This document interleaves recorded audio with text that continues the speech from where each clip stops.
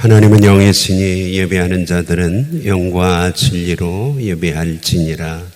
아멘.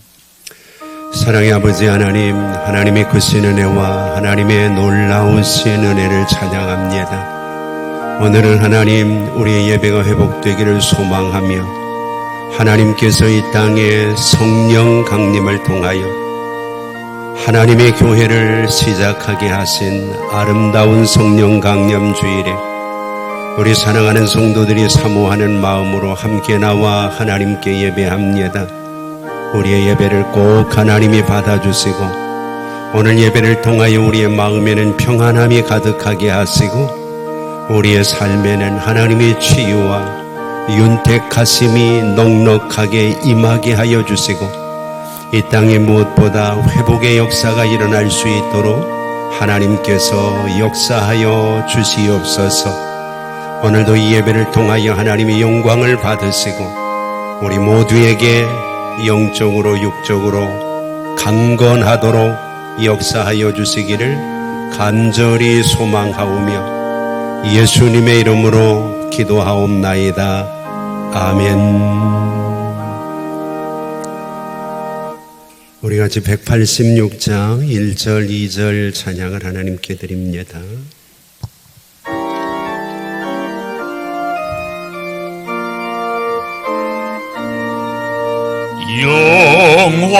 영화로우신 주 성령 나의 마음 비추사 어둠 몰아내시고 밝게 하여 주소서.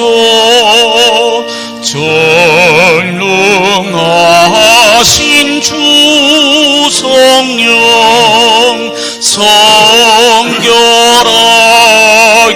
비하시고 나의 마음을 살피소 죄를 멸해 주소서.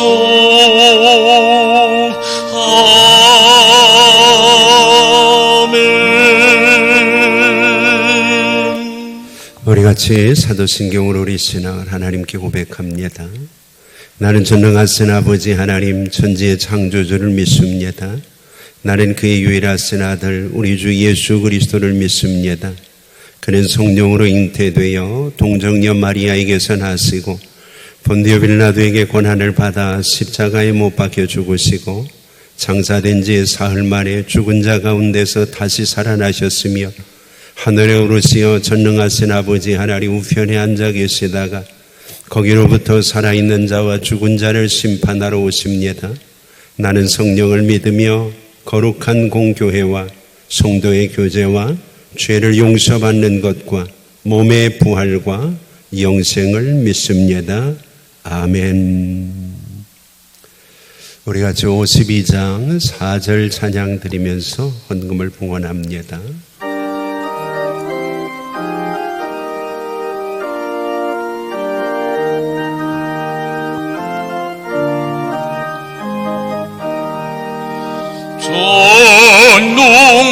전능하신 나의 하나님 나의 주님 주님 주신 귀한 사명 우리에게 맡기시니 온 마음과 힘을 다해 주님 위해 일합니다.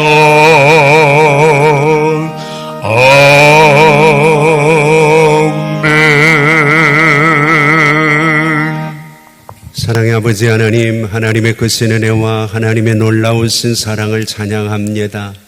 어려운 중에 참 힘들고 어려운 중에 하나님께서 올 한 달을 마무리하게 하시고 오늘 성령 강림 주일 5월 31일 마지막 예배를 하나님 앞에 이달에도 건강하게 드릴 수 있도록 도와주시니 감사합니다. 조심스럽게 또 주의하면서 하나님 앞에 우리가 드리는 예배를 하나님께서 꼭 받아주시고 악한 마귀가 시험하지 못하도록 우리 성도들의 신원을 강건하게 지켜주시며 특별히 하나님의 성전에 나와 예배하는 성도들 건강하도록 하나님께서 이 한 주간도 은혜와 복으로 역사하여 주시옵소서. 오늘도 하나님 앞에 귀한 물질을 드리며 헌신합니다. 하나님 어려운 시대에 사랑하는 성도들의 마음과 형편을 누구보다 우리 주님께서 잘 아시기에 그들의 처지와 형편과 어려움들 속에 꼭 하나님이 은혜와 복으로 역사하여 주시옵소서. 11조를 드리는 성도들의 일터와 가정이 하나님의 은혜와 은총 안에 하나님의 축복으로 가득하고 충만하도록 우리 하나님 역사하여 주시옵소서. 그래서 하나님 그들의 수입이 이 어려운 코로나 시기에 줄어들지 않도록 도와주시고 그들의 사역 현장과 그들의 사업과 일터가 흔들리지 아니하고 견고하도록 하나님께서 역사하여 주시옵소서.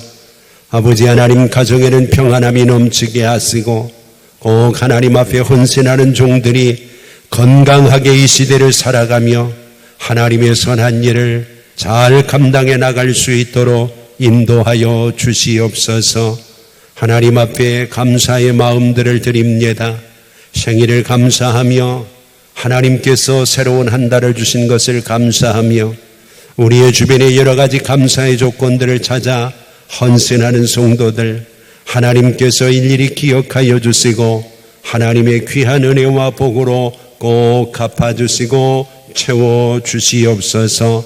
선교하기를 원하며 구제하기를 원하며 어려운 이웃들을 섬기며 하나님 앞에 헌신하는 성도들 일일이 하나님이 그들의 소망과 소원들 들으시고 그들의 소원이 담긴 예물들을 연락하셔서 쓰여지는 곳에는 하나님의 역사가 나타나게 하시고 드려지는 손길들은 하나님의 은혜와 큰 복을 경험하게 하여 주시옵소서. 주일헌금을 드리며 어려운 중에 목장 예배를 드려 하나님께 귀한 예물을 드리며 성미를 드리며 일용할 양식으로 우리의 주변의 어려움을 돌아보는 성도들 하나님께서 모두의 마음들을 꼭 기억하시고 연락하여 주시옵소서. 아버지 하나님 오늘도 예배를 위해 찬양으로 악기로 영상으로 봉사하며 하나님 귀한 예배를 위해 헌신하는 사랑하는 성도들을 꼭 기억하여 주시고 하나님께서 그들의 수고와 노고를 갚아주시며 하나님의 은혜와 축복으로 충만케 역사하여 주시옵소서. 오늘도 우리의 정성을 주께 드립니다. 온라인 오프라인 막론하고 하나님을 사랑하는 마음으로 드리는 정성들을 하나님께서 받으시고 은혜와 은총과 복을 허락하여 주시옵소서.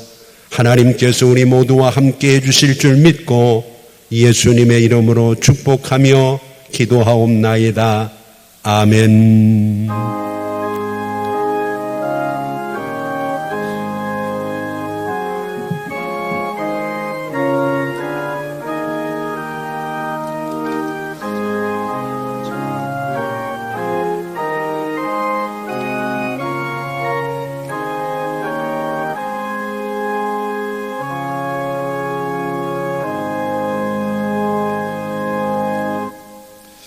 우리 같이 성경 보겠습니다. 하나님의 말씀은 출애굽기 3장 2절 말씀입니다. 출애굽기 3장 2절 말씀. 찾으신 줄 알고 봉독합니다. 여호와의 사자가 떨기 나무 가운데로부터 나오는 불꽃 안에서 그에게 나타났으니라. 그가 보니 떨기 나무에 불이 붙었으나 그 떨기 나무가 사라지지 아니하는지라.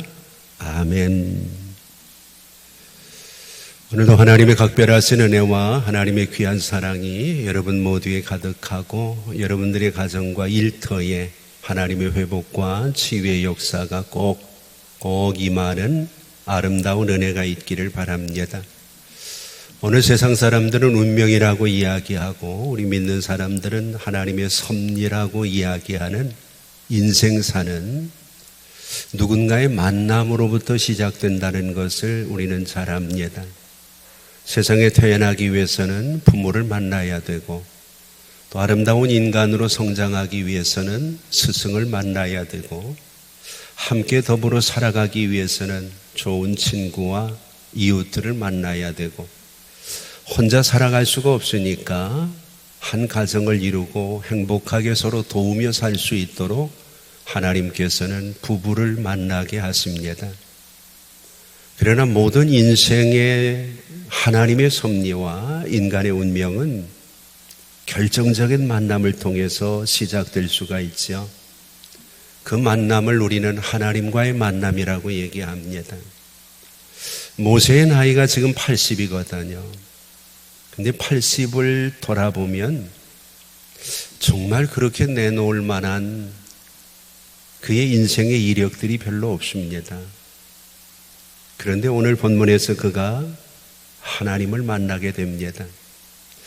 하나님을 만나면서부터 그의 인생사가 다시 기록되어지고 이제까지 의미 없었던 그의 삶이 의미 있는 삶으로 변화되어지는 것을 우리는 바라보게 됩니다.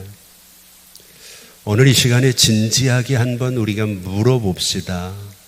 우리에게는 이런 모세가 하나님과 만났던 것과 같은 하나님과의 만남이 있느냐고 말입니다. 우리가 지난 시간에 그런 얘기를 했습니다. 교회에 나와서 교회 생활을 하는 것은 누구나 할 수 있지만 하나님과의 만남 없이 하는 것은 그냥 종교 활동이고 하나님과 만남을 통해서 인격적인 교제를 나누게 될 때 비로소 그것이 신앙 활동, 신앙 생활이 될 수 있다고 말입니다. 왜 그런가? 하나님을 만나면 변화가 있기 때문에 그렇습니다. 어떤 변화가 있습니까? 하나님의 존재에 대해서 깨닫기 시작하고 자신의 부족하고 연약한 모습을 볼 수 있게 되어지기 때문입니다. 하나님께서는 모세를 만나서 모세야 모세야 부르시면서 하나님의 사랑도 전달하시고 없었던 소망도 있게 하시고 그가 감히 생각하지 못했던 하나님의 일에 대한 사명도 감당하게 해주셨다는 것이 지난 시간에 우리가 함께 나누었던 이야기입니다. 오늘 본문에서는 유난히 본문이 강조하고 있는 단어가 하나 있습니다. 그것이 떨기나무라고 하는 단어입니다. 오늘 본문에 보면 5번이나 반복해서 짧은 구절 안에 떨기나무라는 말을 성경이 계속해서 이야기를 하고 있습니다. 오늘 이것을 새번역 성경이나 공동번역 성경에서는 나무라는 말을 빼고 그냥 떨기라고만 기록을 하고 있습니다. 그리고 우리가 이제까지 신앙생활을 하면서 들었던 이야기는 그냥 가시떨기, 가시라는 말이 앞에 붙어 있는 그런 이야기들을 우리가 많이 들었습니다. 그 주변에 나무들이 얼마나 많이 있었을까요? 참 많은 나무들이 있었을 겁니다. 그런데 하나님께서는 하필이면 이 떨기나무 가운데 하나님의 불꽃으로 임하셨고 성경은 그 나무를 강조하기 위해서 계속해서 떨기나무에 떨기나무가 떨기라는 말을 다양하게 여러 번 우리에게 설명을 해주고 있습니다. 이것은 단순히 그것이 그 자리에 있는 어떤 나무가 아니라 그것이 상징하는 중요한 상징성 때문이라고 생각을 합니다. 그래서 오늘 본문에 나와 있는 떨기나무는 어떤 면에서는 하나님의 존재를 떠난 인간의 비참한 모습, 그리고 이 땅 위에서 범죄하면서 전혀 소망이 없는 그들의 상태를 주님께서 한마디로 가시나무, 떨기나무, 떨기라는 단어로 우리에게 설명을 하고 있다고 생각을 하죠. 그렇다면 이 떨기나무라는 것이 그 당시 이스라엘 백성들의 상태, 그리고 지금 하나님 앞에 서 있는 모세의 상태, 거기서 멈추지 않고 이 시대에 동일한 어려움을 당하고 있는 우리들에게도 적용되어지고 있기 때문에 본문의 말씀을 잘 묵상하면 모세가 만났던 그 하나님을 오늘 우리도 만날 수 있고, 모세를 통해 역사하시며 사랑과 소망과 사명을 주셨던 그 하나님이 오늘 어려운 시대를 살아가고 있는 우리에게도 동일하게 성령의 불꽃 가운데서 사랑도 소망도 사명도 비전도 허락해 주실 것이라고 하는 아름다운 메시지가 오늘 본문에 포함이 되어 있는 거죠. 우리가 좀 더 깊은 얘기를 해봅시다. 오늘 본문에 나와 있는 떨기나무, 가시나무라고 하는 것, 우리가 가시나무라고 하는 것은 우리가 하나님이 세상을 창조하실 때 그 창조물 가운데 들어있지 않았던 나무라는 것을 쉽게 알죠. 하나님이 처음 세상을 창조하실 때 하나님이 만드신 나무는 아름답고 먹기 좋은 열매들이 맺히는 그런 나무들이었습니다. 근데 갑자기 이 세상에 가시나무가 등장을 한 것은 하나님이 세상을 창조하실 때가 아니라 성경을 보면 인간이 범죄하고 난 이후에 가시나무가 등장을 합니다. 그래서 우리가 창세기 3장을 보면 17절, 18절 말씀에 하나님이 아담에게 죄의 책임을 물으시면서 땅은 너로 인하여 저주를 받고 너는 종신토록 수고해야 그 소산을 먹으리라고 말씀하시면서 땅이 내게 가시덤불과 엉겅퀴를 낼 것이라 그랬습니다. 이때 가시가 나옵니다. 하나님의 계획 속에서 인간이 범죄하지 않았다면 오늘 본문에 나와 있는 이 가시와 같은 나무는 이 땅 위에 존재하지 않을 수 있었던 나무일 수 있다는 거죠. 그런데 인간이 범죄함으로 그 인간이 이 땅 위에서 수고하고 애를 쓰지만 땅은 계속해서 가시와 엉겅퀴를 내는 이런 안타까운 현상이 성경에 기록이 되어져 있죠. 그런데 범죄 이후에 나타난 이 가시떨기, 가시나무는 어디에도 쓸모가 없습니다. 땔감으로도 쓸모가 없고요. 그렇다고 나무를 짓거나 가구를 만드는 일에도 쓸모가 없고요. 그런데 또 하나 특징은 너무 흔하다는 겁니다. 좋은 제목들은 우리가 밭에 곡식을 뿌려보면 알잖아요. 씨앗을 뿌려서 씨앗이 싹이 나기도 전에 뿌리지도 않은 풀들이 더 무성하게 자랍니다. 가시나무도 마찬가지입니다. 이스라엘 광야 어느 곳에 가도 이 나무가 있습니다. 근데 이 나무는 지나가는 사람들의 옷을 찢기도 하고 그 몸에 상처를 주기도 하고 인간이 살아가는데 대단히 불편함을 줍니다. 그럼에도 불구하고 이런 나무들이 너무나 흔하게 많이 있다는 거죠. 그런데 이후에 하나님께서 하나님이 법궤를 만드시면서 아무짝에 쓸모없는 이 나무들을 조각목이라고 주님께서 법궤를 만드는 재료로 사용을 하십니다. 물론 그 나무들 위에 믿음을 상징하는 정금을 입혀서 말입니다. 그러면 이 나무가 우리에게 주는 상징성이 크다는 것을 알 수 있죠. 오늘 우리가 가시나무처럼 쓸모없고 가시나무처럼 우리의 삶이 어렵고 힘들어도 하나님께서 우리에게 주시는 믿음을 가지고 주님 앞에 귀하게 소중하게 아름답게 쓰임받을 수 있다는 것을 오늘 하나님께서는 모세가 만난 가시덤불 속에서의 불꽃을 통해서 우리에게 보여주고 있는 것 아니겠습니까?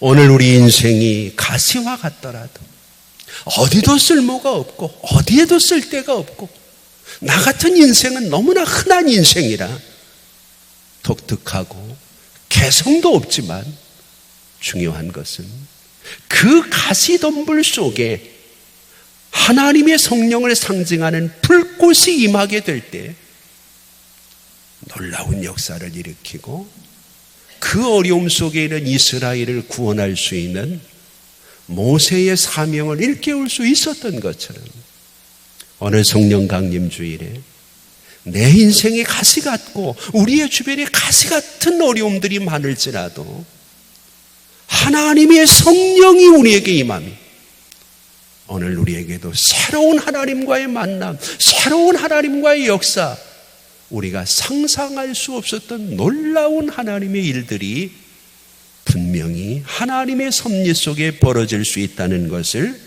믿으시기를 바랍니다.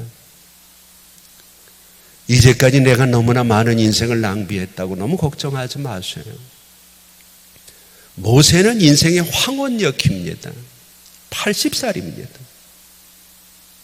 하나님은 이 80세에 되어진 모세에게 내 인생이 가시와 같은데 하나님의 불꽃이 임하고 하나님의 성령이 임함으로 남은 인생을 값지게 소중하게 하나님이 사용하고 싶다는 것을 우리에게 분명하게 말씀하고 계시는 거죠.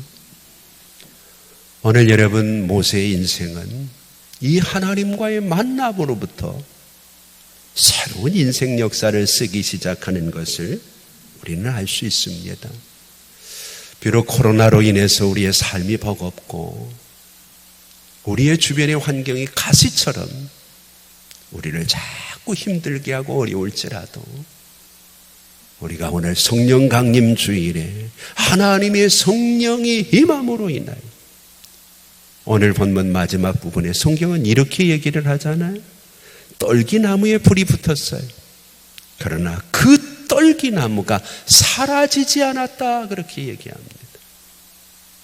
불이 붙었으면 그게 사라져야 되는데 사라지지가 않습니다.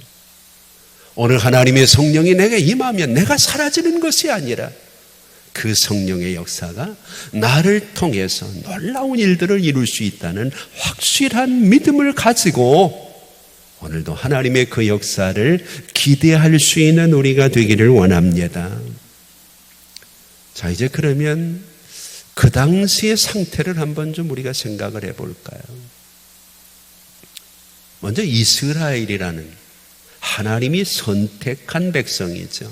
여러분, 이스라엘이라는 말의 의미는 하나님과 겨루어서 이겼다는 뜻을 가지고 있잖아요. 그러면 하나님과 겨루어서 이겼으면 좀 당당하게 살아야지. 좀 대단한 존재가 돼야 되잖아요. 그런데 당시 이스라엘의 상태는 영적으로도 그렇고 육적으로도 그렇고 심적으로도 그렇고 아주 보잘것없는 인생들이 돼버렸어요. 우선 육적으로 한번 볼까요? 애굽이라고 하는 나라에서 그들은 거의 노예와 다름없는 생활을 하고 있습니다. 이런 일이 반복되다 보니까 심적으로는 어떤가요? 우리는 아무것도 할 수 없다는 무기력함에 빠져버렸어요. 그러면 영적인 상태는 어떤가요? 그들이 하나님께 모여 예배를 하고 하나님을 사모하고 하나님의 역사를 그리워하고 그들이 하나님을 섬겼다는 이야기가 어디에도 없어요. 그들의 조상 아브라함부터 시작되어진 하나님의 역사가 육적으로, 심적으로, 영적으로 그들의 삶 속에 아무런 영향을 미치지 못하고 있는 것. 이후에 그들은 어떤가요? 틈만 있으면 불평하고 틈만 있으면 원망하고 앞으로 하나님께서 그들의 삶을 내다보아도 전혀 소망이 없는, 누가 보더라도 희망이 없는 존재들입니다. 오늘 우리는 어떤가요? 육적으로 건강한가요? 이 코로나로 인해서 우리의 심령 상태는 어떤가요? 많이 위축되어 있지 않나요? 더군다나 우리의 영적인 상태는 어떤가요? 모든 하나님과의 관계 속에서 우리는 내놓을 만한 것들이 지금 없는 상황이잖아요. 그런데 하나님께서는 그들을 그 어려움 속에 그냥 두고 싶어 하지 않으셔요. 이유가 한 가지입니다. 하나님이 그들을 선택하셨기 때문입니다.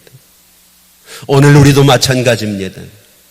육적으로 우리가 뭘 내놓을 것도, 심적으로 우리가 뭐 담대한 것도, 영적인 면에서 그렇다고 뭔가 하나님 앞에 내놓을 것이 없는 상태라도 하나님은 만세전에 나를 선택하고 오늘 하나님께서 나를 불러주셨고 이 시대를 살아가게 하셨다는 것을 믿으시기 바랍니다.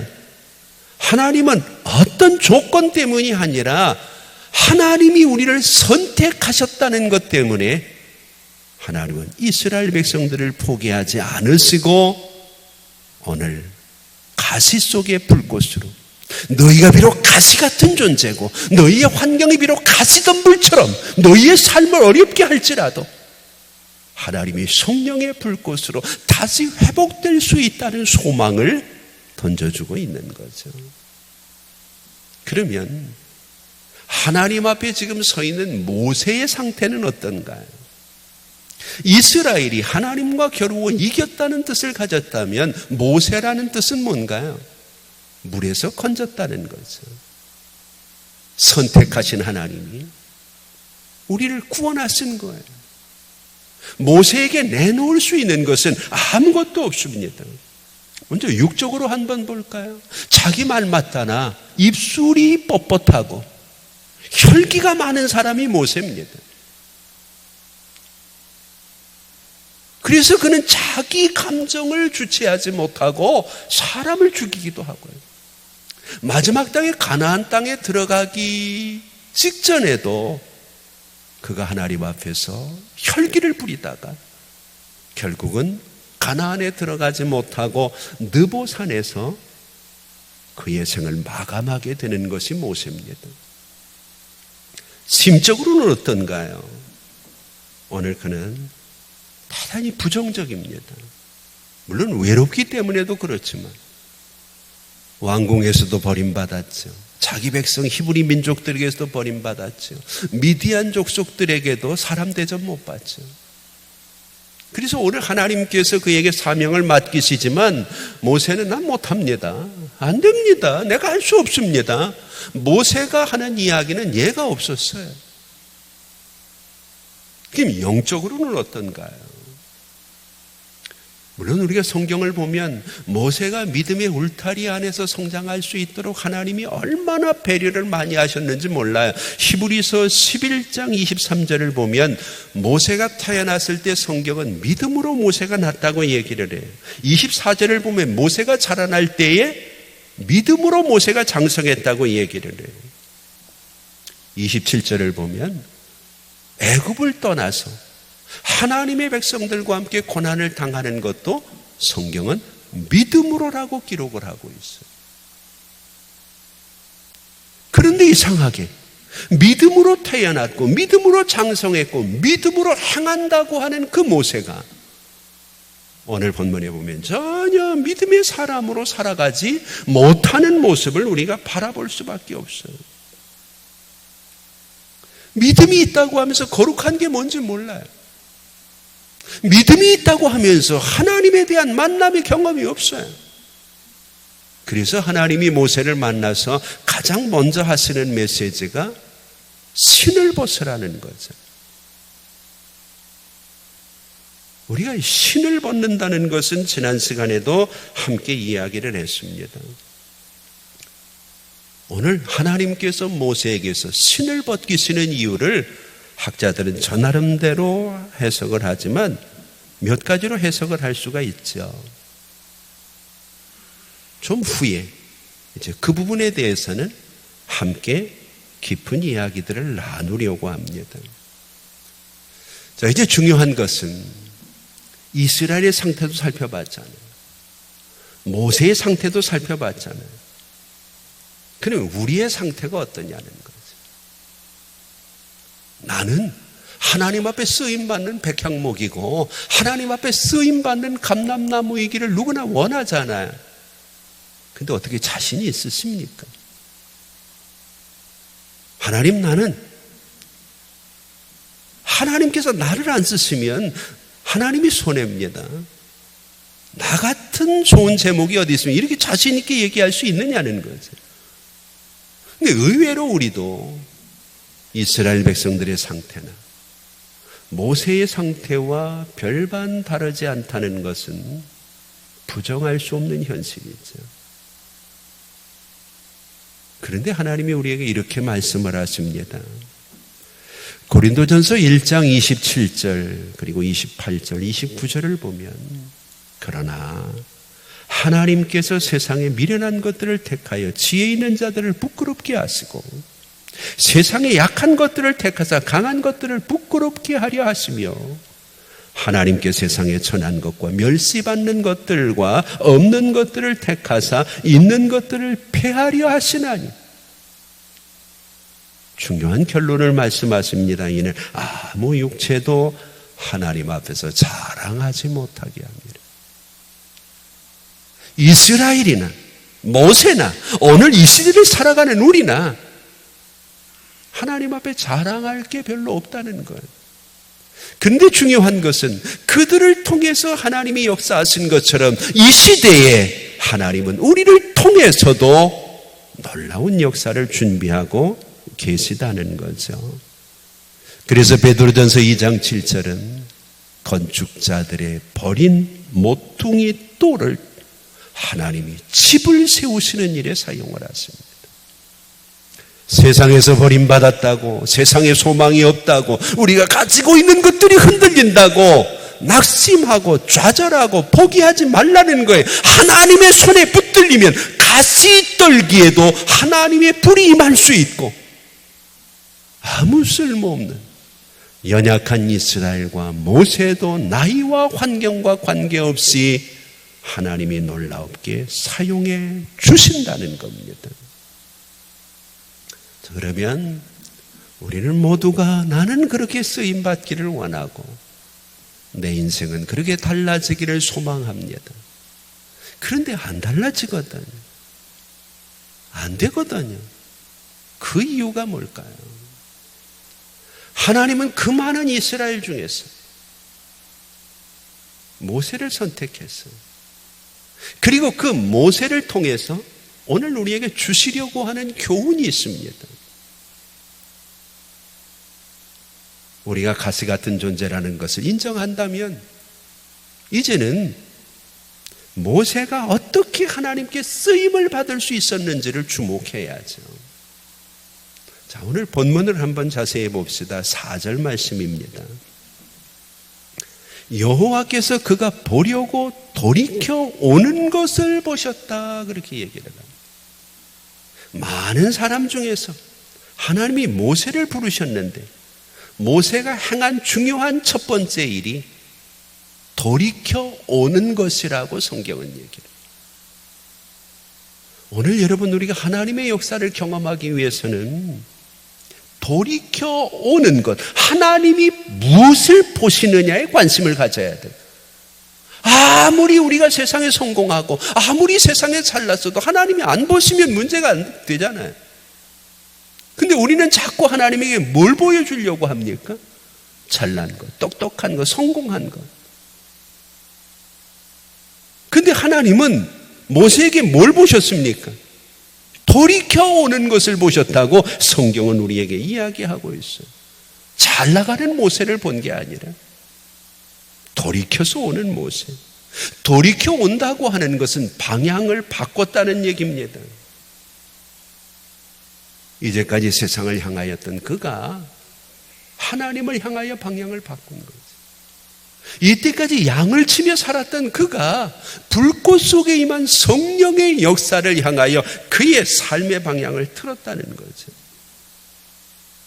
이것을 더 쉽게 얘기를 하면 세상 중심에서 하나님 중심, 나 중심에서 예수 중심, 나를 위해서 살던 사람이 하나님을 위해서 살려고 하는 것을 우리는 돌이켜라는 말로 설명할 수 있는 거죠. 그러면 왜 이게 중요한가 하면은, 돌이키지 않은 사람은요, 내 열정으로 살려고 합니다. 내 경험으로 살려고 합니다. 내 생각으로 살려고 합니다. 그런데 돌이킨 사람은 하나님의 방법으로 살려고 합니다. 하나님이 주시는 힘으로 살려고 합니다. 하나님의 뜻대로 살려고 애를 쓰게 되는 거죠. 인생에서 돌이킨다는 단어처럼 중요한 게 없어요. 어떤 계기든, 좋은 일이든 나쁜 일이든, 우리의 삶을, 우리의 생각을, 우리의 뜻을 하나님의 방향으로 돌이킬 수 있다면 하나님의 성령의 역사는 결코 나와 관계없는 역사일 수 없다는 것을, 이 땅 위에 성령이 오시고 교회가 생긴 것이 초대교회죠.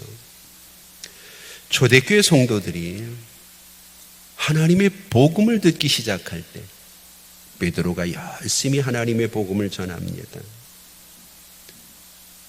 그 하나님의 복음을 듣고 많은 사람들이 베드로에게 그러면 우리가 어찌할꼬 하고 질문을 하죠. 이때 베드로가 그들에게 이 말씀을 하십니다. 너희가 각각 예수 그리스도의 이름으로 세례를 받고 죄사함을 얻어라. 그 앞에 베드로가 하는 말이 돌이켜, 그렇게 얘기를 합니다. 돌이켜. 세례 이전에, 죄사함을 받기 이전에 돌이켜 회개하는 일이 필요하다는 거죠. 오늘 여러분들의 인생에 돌이켰던 일은 언제인가? 여전히 우리가 돌이키지 못한다면 돌이킬 수밖에 없는 상황이 주어질 수 있어요. 정말로 택한 백성이라면. 오늘 여러분 평안할 때, 더 어렵기 전에, 더 힘들기 전에, 더 우리의 삶의 환경에 가시덤불이 우거지기 전에 하나님 앞에 돌이킬 수 있는 은혜가 있기를 바랍니다. 오늘 모세의 강점은요, 멀리서 팔짱 끼고 구경한 게 아닙니다. 성경은 그가 가던 방향에서 하나님이 임재하신 그곳으로 돌아섰다고 얘기를 해요. 그냥 모세가 지나가다가 구경을 했다면 굳이 돌이켜오는 것을 봤다고 얘기할 수 없잖아요. 우리가 코로나로 인해서 이만큼 어려우면 이제는 한번 멈추어 서야죠. 그리고 한번 내 인생을 돌아봐야죠. 내가 이제까지 살아왔던 삶의 여정이나 내 신앙이나 나의 삶의 영역이 그대로 직진해도 좋을지를. 그렇지 않다면 오늘 본문에 하나님께서 우리에게 뭘 보시고 싶어 하시나요? 돌이켜서 하나님께로 향하는 우리의 삶을 하나님께서 보고 싶어 하는 것 아니겠습니까?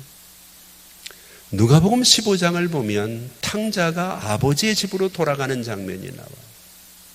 이때 이 단어가 나옵니다. 누가복음 15장 17절에 이에 돌이켜 아버지의 집을 향하여 가니라.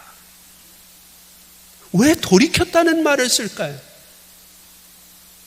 그냥 돼지우리에서 아버지의 집을 향해 갔다고 얘기를 해도 되는데 굳이 성경이 오늘 모세에게도 탕자에게도 그리고 나에게도 돌이켰다는 말을 왜 사용했을까? 그냥 모세는 지나가면 됩니다. 그런데 성경은 그가 지나가지 않고 돌이켜서 왔다고 이야기를 하고 있습니다. 하나님 앞에 모세가 돌이켜서 오니까 하나님은 첫 번째 명령을 내리십니다. 신을 벗어라 하는 겁니다. 그러면서 주님이 지난 시간에 말씀을 드렸죠. 내가 선 땅이 거룩한 땅이. 언제부터 그 땅이 거룩하게 됐다고요? 문 광야에, 그것도 여러분들에게 호렙이라는 말의 의미를 말씀드렸잖아요. 폐허가 된 그 땅에 무슨 거룩함이 있겠어요? 근데 거룩한 이유는 하나입니다. 하나님이 함께 하시는 곳이 거룩한 곳입니다. 그래서 성전이라 그러잖아요. 하나님이 함께 하는 곳이에요. 성도라 그러잖아요. 하나님이 함께 하는 사람들이에요. 성구라 그러잖아요. 우리가 안고 있는, 우리가 가지고 있는 이 도구들도 하나님이 함께 하시는 일에 사용되기 때문에 그곳에 참여하기 위해서 하나님은 내 발에 신을 벗어라 그렇게 얘기를 합니다. 오늘 여러분, 신을 벗어야 된다고 하는 말은 몇 가지 중요한 의미들을 가지고 있어요. 첫 번째는 사람이 바뀌어야 된다는 거예요. 신을 신고 있는 사람과 신을 벗고 있는 사람은 신분이 다릅니다. 하나님께서는 모세에게 내가 지금 거룩한 사람이 돼야 된다는 거죠. 바꿔서 얘기하면 하나님의 사람으로 서라는 거예요. 그래서 신명기 33장 1절은 모세의 마지막 그의 명칭을 하나님의 사람 모세라고 아예 못을 박아버립니다. 이게 모세가 쓴 책입니다. 모세가 자기 스스로를 마지막 그의 묘비에다 새기는 심정으로 하나님의 사람 모세의 이야기라고 기록을 하고 있어요. 그럼 모세가 가장 중요한 게 뭔가요? 모세의 가치 속에는 하나님의 사람으로 사는 게 가장 중요한 거죠. 오늘 여러분, 하나님의 사람이십니까? 그것을 방해하는 요소들이 있다면 오늘 벗어버리시기 바랍니다. 그걸 벗지 않는 한 여전히 우리는 세상 사람으로 삽니다.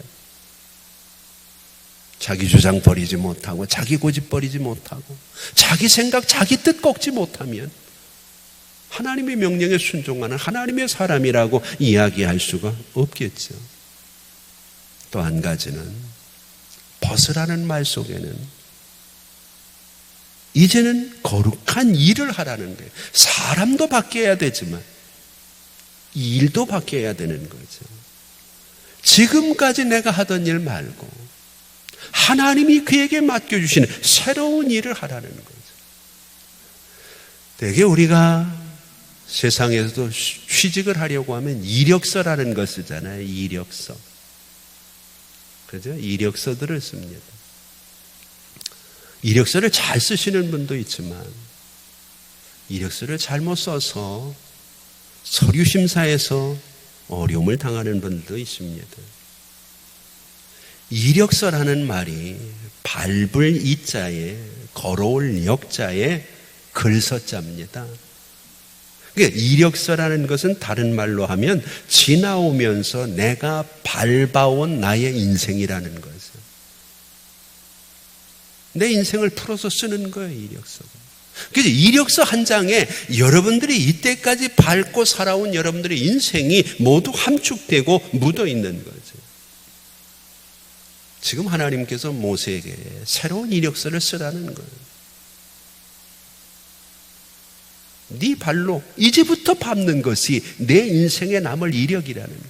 여러분, 우리가 하나님 앞에서 내 인생의 이력, 내 신앙의 이력서를 내놓을 때 과연 뭘 기록하고 뭘 하나님 앞에 보여드릴 수 있을지. 참 이력서를 쓰면서 한 줄도 제대로 쓸 게 없는 사람도 있잖아요. 하나님 앞에서 내 신앙은 어떠냐는 거예요. 몇 줄이나 쓸 수 있느냐는 거예요. 지금 하나님이 그걸 묻는 거예요. 그래서 하나님은 세상에서 그동안 밟아온 그 신을 벗기고 이제는 하나님이 원하시는 일을 할 수 있도록 하는 거죠. 하나님은 여호수아가 가나안 땅에 들어갈 때 동일하게 똑같이 신을 벗겨버리십니다. 거룩한 일은, 하나님의 일은, 하나님의 사람이 새로운 모습으로 할 수 있는 겁니다. 또 한 가지 중요한 게 있어요. 이제는 나와 같이 살자는 의미가 있는 거예요. 여러분, 아이들 보면은요, 언제부터 고집이 세지냐 하면은요, 자기 신의 신발 신으면서부터 고집이 세집니다. 제가 손주 녀석을 보니까 그렇더라고요. 신발 신기 전에는요, 꼭 데리고 다니는 데만 다녔어요. 근데 어느 날 코에 콧바람 들어가고 날씨 좋아지고 자기가 딱 신발 신으면은요, 그다음부터 말 안 듣습니다. 자기 가고 싶은 대로 가야 돼요. 안 그러면 막 때를 쓰고 옵니다. 인생도 마찬가지입니다. 자기 신발 신고 자기가 원하는 곳으로 가다 보면 하나님의 뜻과는 관계없을 수 있어요. 외국의 경우는 제가 잘 모르겠습니다만, 여러분, 우리 집에 오면 집에 들어갈 때는 꼭 신발 벗잖아요. 혹시 모르겠어요? 아직까지 제가 신방 다녀보면서 성도들의 가정에 신발 신고 들어가 본 적은 별로 없는 것 같아요. 들어갈 때는 누구든지 신발 벗고 들어갑니다. 그래서 제 방에도 들어올 땐 꼭 신발 벗고 들어오게 합니다. 근데도 또 굳이 또 신발 신고 들어오시는 분들도 있어요. 면구스러울까봐 제가 얘기는 안 해도 제 방에 신발 벗고 들어오면 됩니다. 신발을 벗고 들어온다는 얘기는 한 가족이라는 거예요. 같이 산다는 거예요. 같이 사는 사람은 절대로 신발 신고 돌아다니지 않아요. 오늘 하나님께서 모세에게 신발 벗으라고 하는 얘기는 이제 가나안 땅에 들어가서 함께 살자는 거예요. 한 식구라는 거죠. 사람이 변하고 일이 변하고 함께 사는 사람이 되기 위해서는 반드시 신을 벗어야 되는 거죠. 마지막으로 한 가지 하나님이 중요하게 하시는 말씀이 4장으로 넘어가 보면, 모세가 하나님 앞에서 여러 가지 핑계를 대다가 드디어 하나님 앞에 순종을 하게 되는 장면이 하나 나오는데, 그때 하나님이 그에게 주시는 표적이 하나님의 지팡이를 잡으라는 겁니다. 하나님의 지팡이를. 처음에는 모세가 가지고 있는 지팡이를 내려놓으라, 뱀이 돼서 막 물려고 쫓아다녀. 다시 잡으라고 한 모세가 조심스럽게 잡으니까 그때부터 그 지팡이, 하나님의 능력과 하나님의 역사가 나타나기 시작했던 거죠. 그때 하나님이 이런 질문을 하십니다. 내 손에 있는 것이 무엇이냐? 저는 이 질문이 참 중요한 질문이라고 생각해요. 세상을 창조하실 때 하나님은요, 아무것도 없는 데서 세상을 창조하셨어요. 근데 그 다음부터 하나님께서는 뭔가 새로운 것을 가지고 하나님의 역사를 진행시키지 않고 기존에 하나님이 만들어 놓으신 것들을 가지고 하나님의 일들을 진행하십니다. 오늘 우리는 자꾸 새로운 것을 달라 그럽니다. 근데 하나님은 네가 있는 것으로 하라고 얘기하죠. 다윗을 한번 보세요. 골리앗을 물리치는데 다윗이 없는 거 가지고 덤비지 않아요. 평소에 자기 손에 있는 것을 가지고. 오늘 우리가 하나님 앞에 나올 때도 하나님이 이 질문을 우리에게 던지십니다. 내 손에 있는 것이 무엇이냐 하고 말입니다. 오늘 우리의 손에 있는 게 뭔가요? 그걸 내놔야 됩니다. 모세의 손에는 지팡이밖에 없었어요. 그럼 내 손을 한번 보세요. 내 손을 한번 보세요. 내 손에 있는 게 뭡니까? 죄 아닙니까? 죄뿐입니다. 그래, 그것 가지고 와라. 하나님, 내 손에 병밖에 없습니다. 그래, 그 질병을 가지고 와라. 하나님, 내 손에는 문제밖에 없습니다. 그래, 그 문제를 내가 해결해 줄 테니까. 하나님은 지금 내가 가지고 있는 그것을 가지고 하나님의 역사를 시작하시려고 합니다. 이 코로나로 인해서 우리가 황폐했더라도, 모든 것이 망가지고 모든 것이 힘들고 모든 것이 어렵더라도 주님은 우리에게 묻습니다. 내 손에 있는 게 뭐냐? 아무것도 없습니다. 그러지 마세요. 하나님, 열심히 일했지만 실패밖에 없습니다. 그래, 그 실패 가지고 와라. 하나님, 열심히 살아왔는데 나이밖에 없습니다. 그 나이 가지고 와라. 하나님, 제 손에는요 자식밖에 없어요. 그래, 그 자식 가지고 와라. 하나님이 수고하고 무거운 짐진 자들아 다 내게로 오라. 뭔 얘기를 하시는 거예요? 내 손에 뭐가 있느냐고 묻는 거예요. 근데 우리는 자꾸 우리 손을 감추고 하나님이 뭔가 뺏을 것처럼 생각을 하는 게 문제라는 거죠.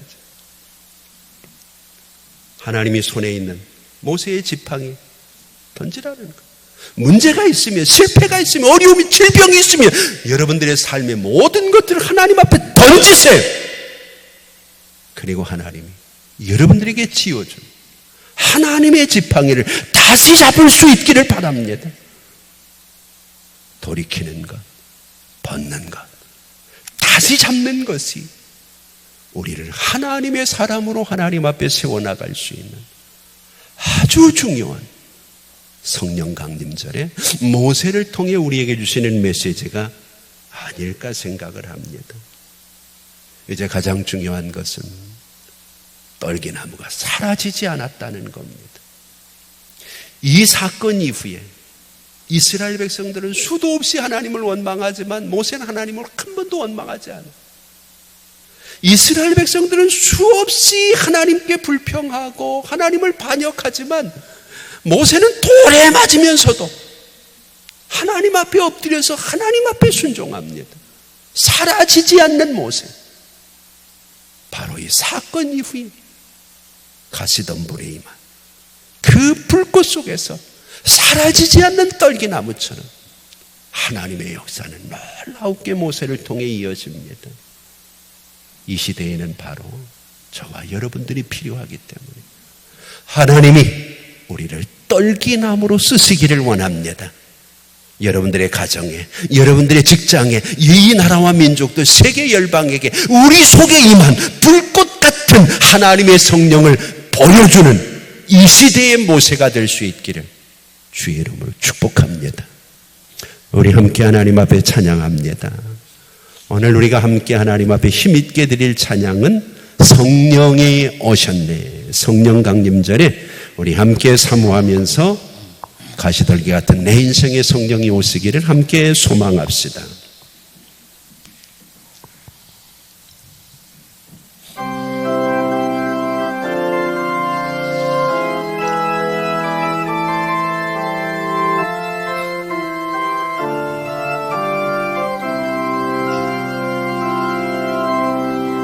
허무한 시절 지날 때 깊은 한숨 내쉴 때 그런 풍경 보시며 탄식하는 분이 있네.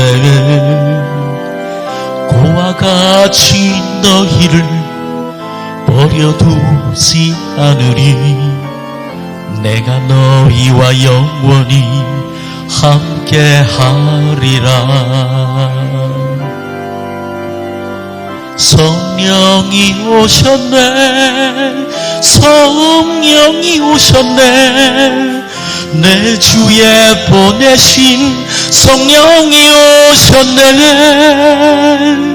우리 인생 가운데 친히 찾아오셔서 그 나라 꿈꾸게 하시네.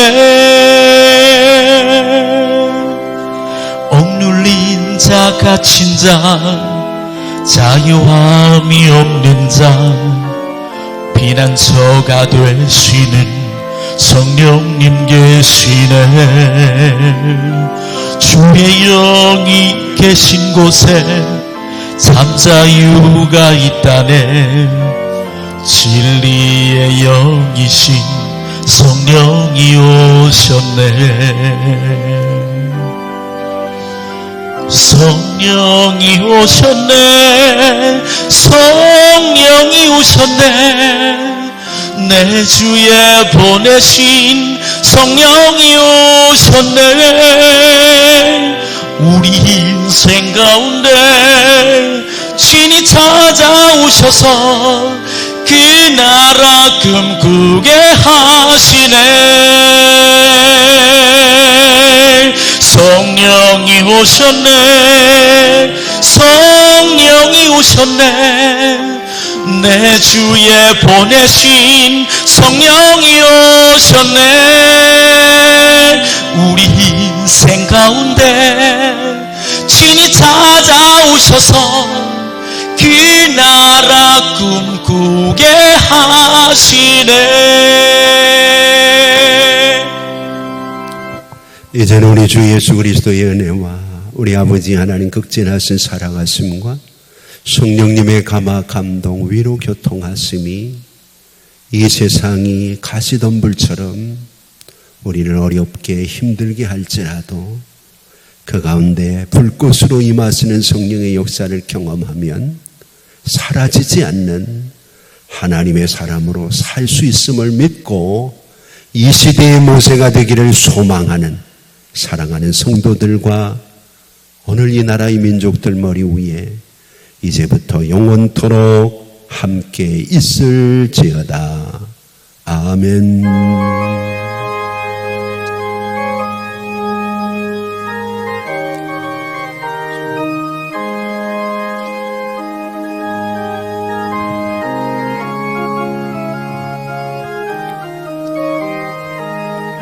어느 성령 강림 주일에 하나님의 은혜가 모세에게처럼 우리에게 임하기를 소망하면서 한 주간도 믿음으로 건강하게 승리하며 사시고 다음 주에 다시 뵙기를 원합니다.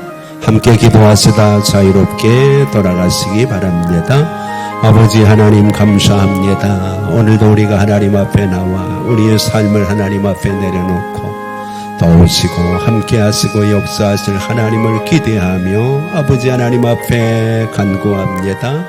이 예배를 통하여 꼭 우리가 주님을 만나 뵙게 하시고 모세처럼